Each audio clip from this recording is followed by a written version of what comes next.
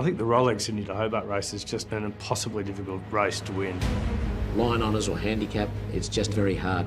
There's this irrational passion that keeps coming back. You get Southerlies all around the world, but here they just come through with such speed.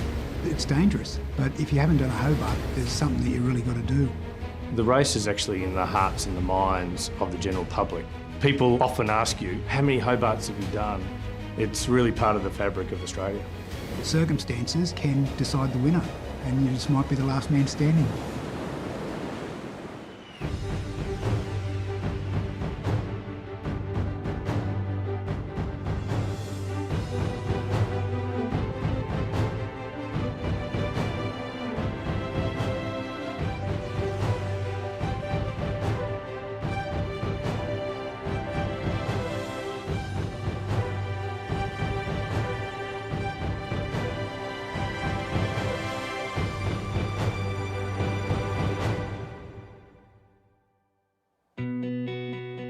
Until 2020, when the pandemic forced the cancellation of the Rolex Sydney Hobart yacht race just 6 days before it was due to begin, Sydney-siders had flocked to the harbour's foreshores to watch the start of the event on each and every December the 26th in its 75-year history.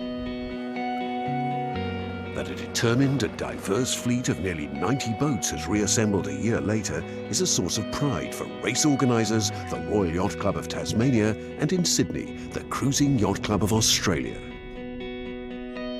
The cancellation of the race last year was devastating. To get so close and not get there in the end was just an experience none of us ever want to have again. That's what makes us all so excited. I feel confident that we've got a race this year and really looking forward to seeing it happen.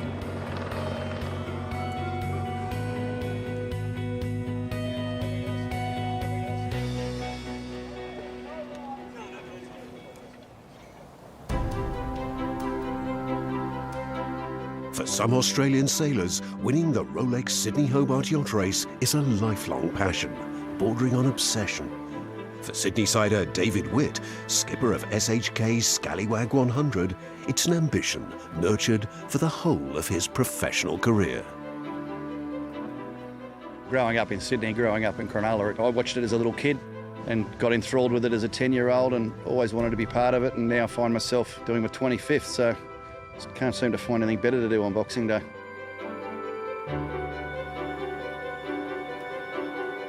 As a skipper, line honours glory has so far eluded him, and the fact that the 5-strong Super Maxi lineup battling for line honours in 2019 has this year been reduced to 3 doesn't necessarily improve his crew's chances. There's so many variables in the race, and there's also so many things that can go wrong, especially with these 100-footers for line honours, because any downtime, the speed difference is 10 knots. And you have a problem for 30 minutes, you lose 5 mile. It's certainly never over till you get across the finish line in this race, that's for sure. What would it mean to me to win this race? Sort of a goal I set myself as a 10-year-old, and I'm 50. So I think what it would mean, it'd just be a huge relief.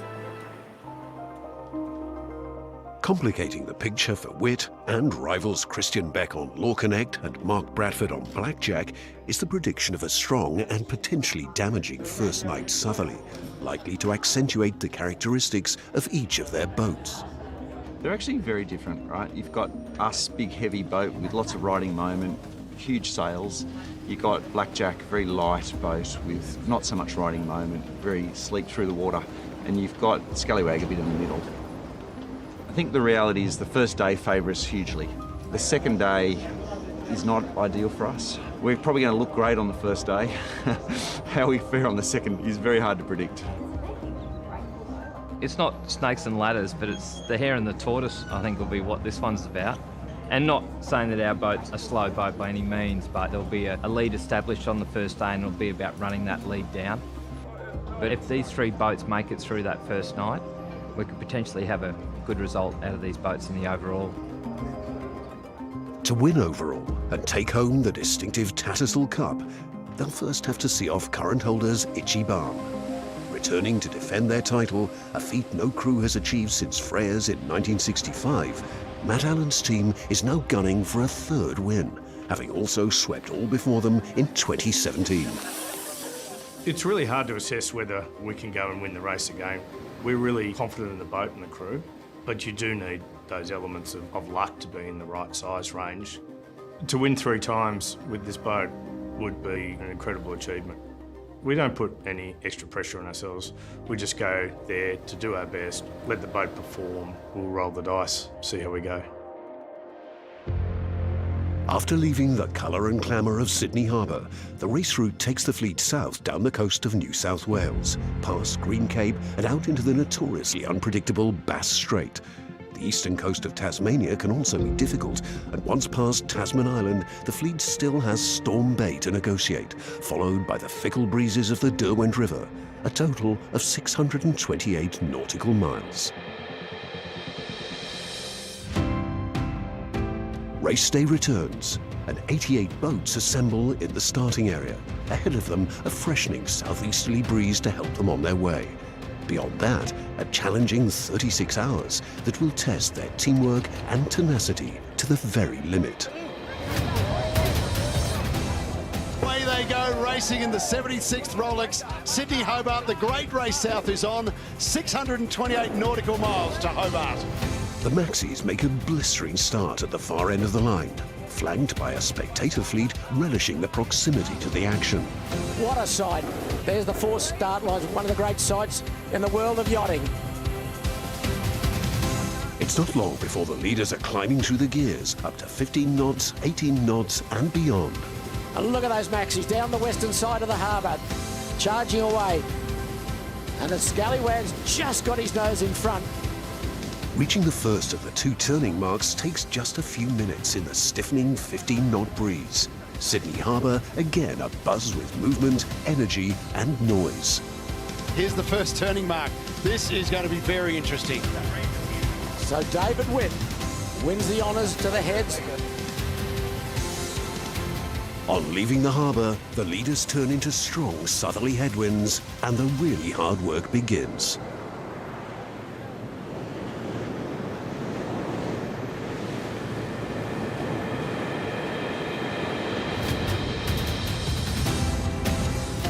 Just at the first turning mark, that's Celestial. Sam Haynes, he's been 3rd in this race.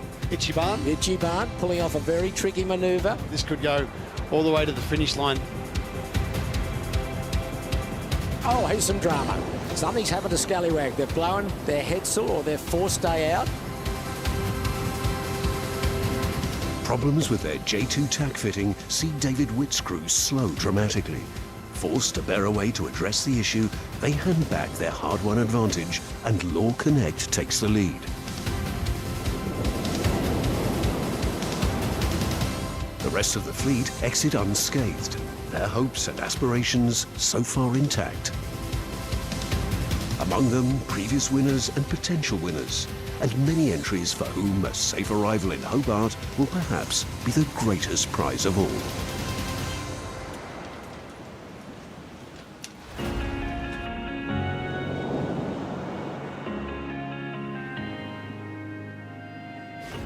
For the first time, the race this year includes a separate division for two-handed entries. Although not eligible for the overall title, it promises to be highly competitive and includes Michael and Matty Bell on Kai Mai, a father and son team with very different skill sets.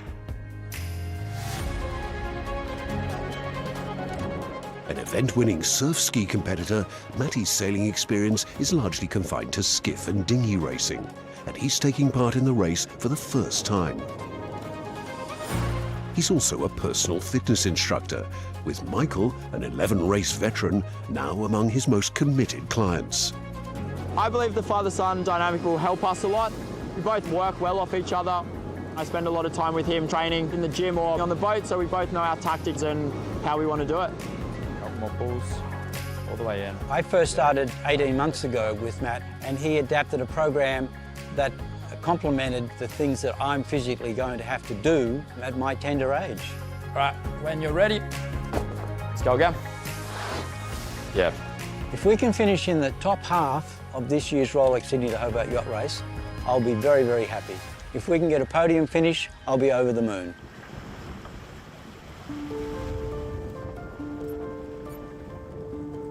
There's also a range of experience on another two-handed entry, Disco Trooper Contender Sailcloth, where Jan Clog Scholten has completed 18 Sydney Hobart races to Jules Hall's 4. But should anything go wrong for the two former laser sailors, they know they can rely on each other. We've had some big challenges actually. We've broken things on the warm-up races. We've had things go wrong, really worryingly wrong. Yet when those things have happened, it's how we've come together as a team. I'm going to be satisfied if we make it there and we've done everything the best we can. I'll be disappointed if we fall short of something that we've practiced for or our experience could cover.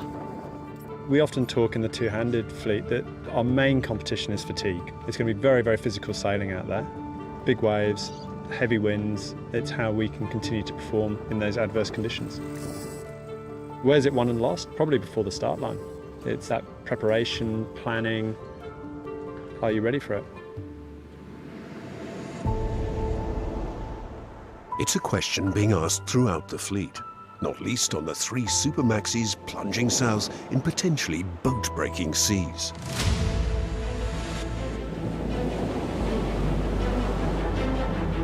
David Witt's crew on SHK Scallywag 100 have staged an impressive recovery, repairing the damaged deck fitting that forced them to deploy their Stormsail. Ahead of them, the team on Law Connect prepare to hunker down and power down to preserve both their boat and their narrow lead.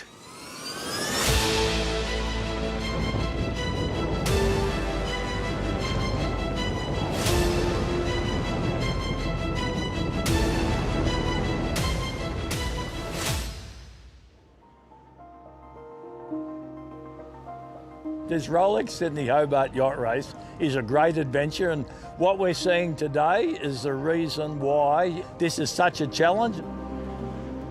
The first night southerly takes a heavy toll.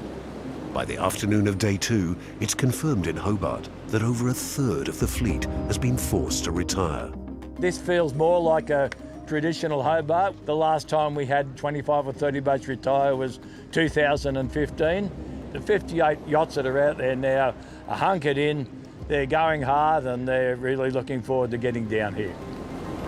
The force of the first night conditions are felt throughout the fleet, including the group of TP52s emerging as leading contenders in the battle for the overall title. Last night was a really brutal night. Quite big seas, 30 knots of breeze, and rain. It rained almost all night. It was pretty brutal on the crew and brutal on the boat. We just kept on trucking along during the night, so we're closing the gap. I think we're running third on the overall standings. There's contrasting fortunes in the two-handed division, where Jules Hall and Jan Scholten have survived the night unscathed. So day 2, we are 75 miles offshore. Pretty bumpy last night. We've lost the forepeak door. We had a big squall at 5 o'clock last night. That came through about 36 knots. 125. Oh, get in there. This sounds like the left-hander we've been looking for. We are on fire. On father and son entry Kai Mai, the mood is less upbeat. Heading into last night, as that 30 knots suddenly kicked in, tried to do our best to push through it, had to reduce sail. Early hours of the morning, a bit of illness kicked in. Spent a bit of time thinking about it and then made the decision to pull the pin. In the process of that, discovered that we had a rope around our rudder and around our propeller, so unable to start the engine to motor back to Sydney. All in all, a very eventful night. 30 boats are now heading back to Sydney or sanctuary elsewhere. On SHK Scallywag, David Witt's men are hunting down the 2 boats disputing a lead in front of them. The going's good, but who can make best use of the lighter conditions further south? Law Connect struggles on reaching the ridge of high pressure off the east coast of Tasmania. As winds decrease, Blackjack asserts its light air's supremacy, and Mark Bradford's crew take the initiative in what proves a trying night for their opponents. We had a tough night on the Law Connect last night. We sailed on a bit of a light patch first. Well, one of the boats was able to get round us, and that's where the other boats are really, really good. When they're doing 8 knots, we're doing 4 or something like that. We think we've still got a chance, just got to battle on. Assisted by the incoming southeasterly, Blackjack tries to press home the advantage. Only for Christian Beck's crew to reel them back in. The distance between them rarely more than a few nautical miles. It's not till later in the day that Blackjack builds a significant lead. First to reach the turning mark at Tasman Island after playing the wind shifts in search of the elusive breeze. Relentless in their pursuit, David Witt's crew claw their way back into contention for second place as the Super Maxis contest the final rounds of a heavyweight contest which, as predicted, has well and truly gone the distance.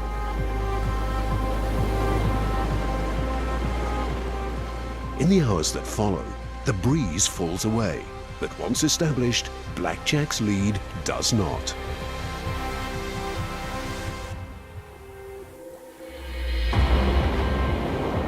In barely a breath of wind, they complete the 11 miles up the Derwent River to cross the line at 1:37 in the morning after 2 days, 12 hours and 37 minutes of ocean racing. After several near misses, it's line honours victory at last for owner Peter Harburg and skipper Mark Bradford, the culmination of a project 14 years in the making. This team's been together since 2008, and the last 5 years we've had this boat and we've really modified the boat and pushed for a win here, and we've come up short a couple of times, but yeah, it just feels amazing to win. Tasmania has been synonymous with boats and boat building for well over 150 years. At the Wooden Boat Centre at Franklin in the Huon Valley, not far from Hobart, they use the tools and techniques for which the state was once renowned, schooling students of all ages in the art and joy of building boats from wood. When I first started, I loved the idea of building out of wood. Us chairs and tables, they're kind of practical, but a boat is really practical, really gorgeous. It's just so many things roll into one. The idea of the school is to give people the skills to build or at least feel confident in repairing their own boats. It's a lot of work building a boat, and in 1 year we can't fully achieve everything that a boat builder needs to know, but we try and give them the basic fundamental tools so they can get started. In the early years of the Sydney to Hobart race, nearly all entries were made from wood. Although slower, they were also stronger and well equipped to withstand the kind of conditions characterising this year's event. In a wooden boat, everything moves and there's no straight lines. So when you go into heavy weather, it's possibly the boat is more resilient than something made of new materials that are fast but also fragile. They're amazing vessels, but timber boats, they're a testament to the boat builders and the shipwrights and the materials back in the day. They were meant to last.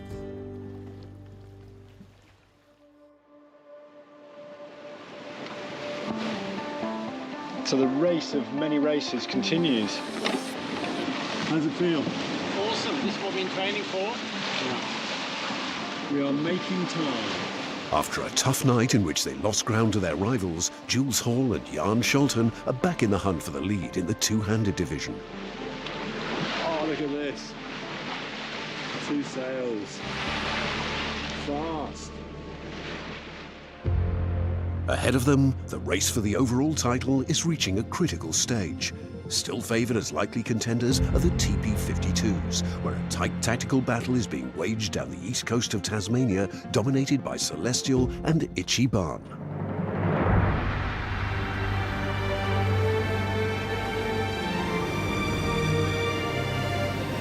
This is Will Oxley, navigator of Itchy Barn. Will, where are we and what's happening? We're about 6 miles from Tasman Island, in close proximity with Celestial, just behind. It's been a pretty tough and tricky race so far, but here's hoping the next 42 miles goes well.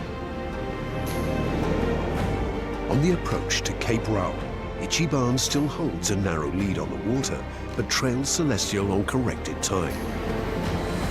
Experienced and well-resourced, Matt Allen's crew are not about to relinquish their title without a fight. Sam Haynes' team on Celestial has sailed a brilliant race to stay in touch. If they can negotiate Storm Bay and the Derwent River without mishap, a first overall race victory is potentially within their grasp.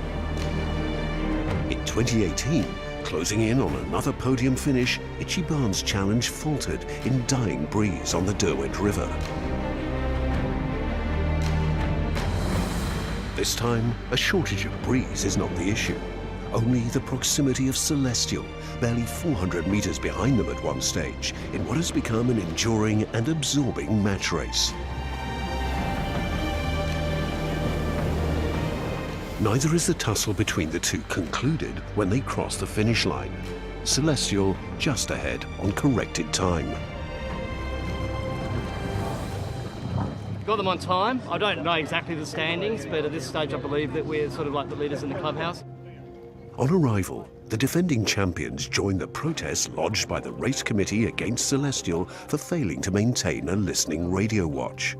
This had become apparent when a personal locator beacon on Celestial was activated accidentally, and her crew could not be contacted for 90 minutes. The double protest is upheld by the international jury, and a discretionary penalty of 40 minutes is added to Celestial's finish time, and 3 minutes deducted from Ichiban's.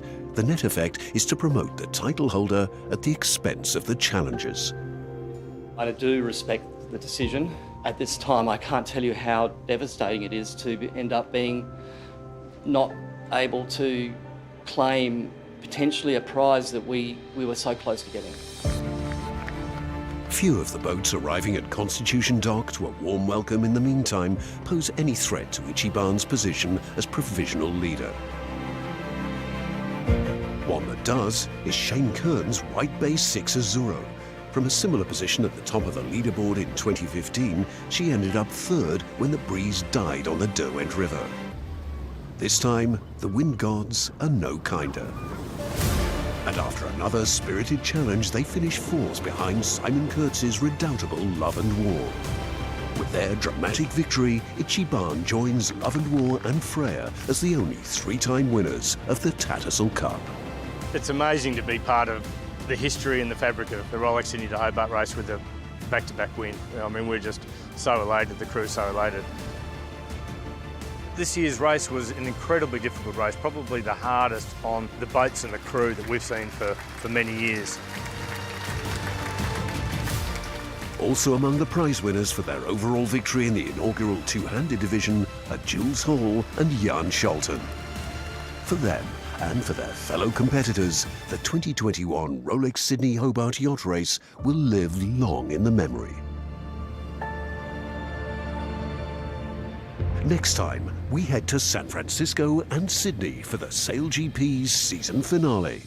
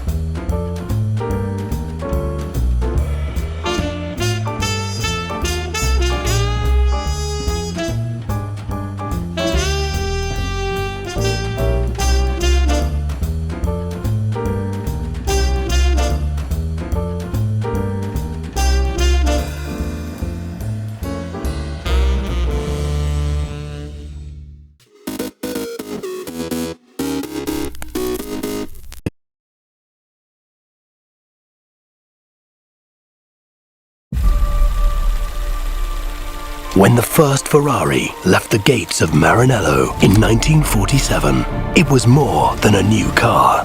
It was a statement of intent.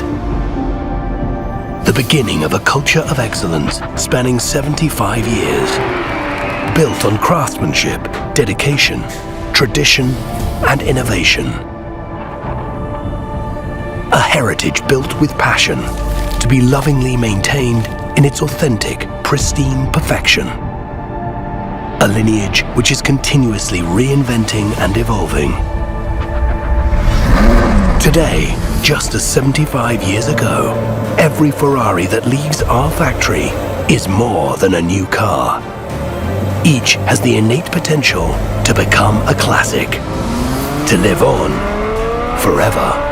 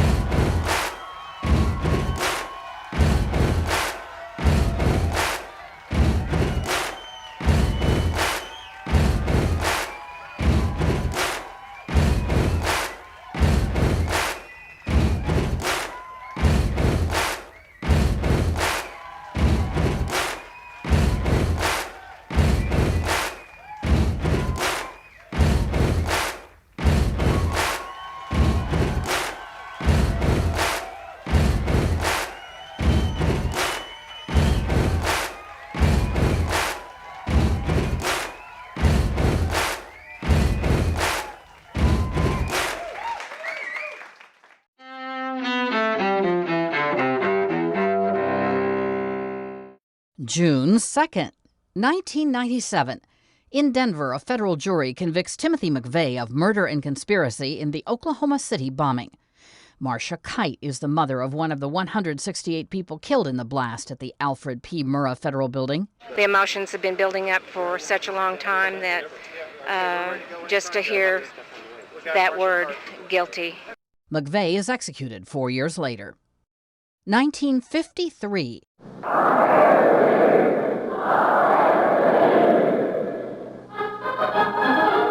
Britain's Queen Elizabeth II is crowned in London's Westminster Abbey. The coronation takes place more than a year after the death of her father, King George VI. 1979, Pope John Paul II arrives in his native Poland on the first ever papal visit to a communist country. And 1941, I consider myself the luckiest man on the face of the earth. In New York, baseball's iron horse, Lou Gehrig of the Yankees, dies of the degenerative disease that later carries his name. He was 37. Today in history, June 2nd. Camille Bohannon, The Associated Press.